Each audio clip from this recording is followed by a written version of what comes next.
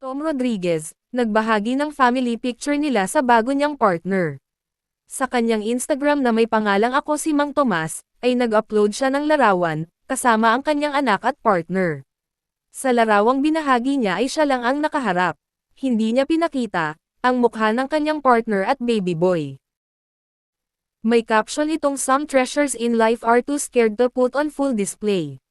This isn't about hiding, it's about holding." Nag-family picture ang tatlo sa Bundle of Joy Studio. Ayon sa aktor, ang kanyang pamilya ang kanyang pahinga at kapayapaan. Nobyembre ng nakaraang taon, nag-open up si Tom na may anak na siya at 4 months old na ito. Sa ibang larawan, ay nakitaan si Tom na nakasuot ng singsing. Kaya tanong ng netizens ay kinasal na ba siya?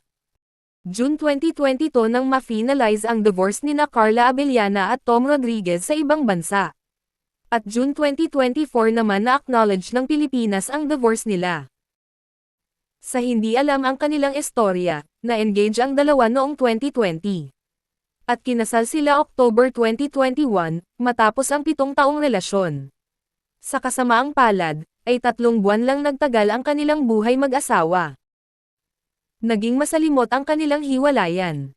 Hindi man nila isiniwalat ang tunay na dahilan ng kanilang hiwalayan, pero ayon sa aktres ay na-disrespect at na-betray umano siya. Nagsinungaling umano si Tom at pinagmukha siyang tanga. Inamin naman ni Tom na may pagkukulang siya sa kanilang relasyon. Matapos ang kanilang masalimot na paghihiwalay, ay mas pinili na ng dalawa na mag-move on. Ngayon na nagbahagi na si Tom sa kanyang bagong pamilya, ay panay pa rin ang bash ng ibang netizens.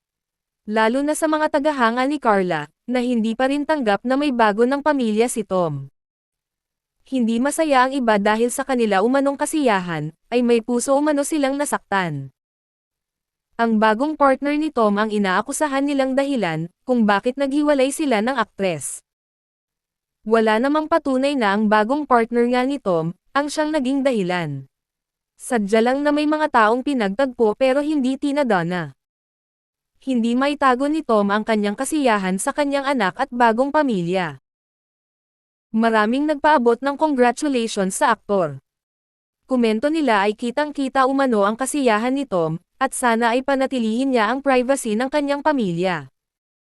Masaya sila para sa kapuso aktor, dahil nakita umano nila ang mga silent battles na pinagdaanan niya.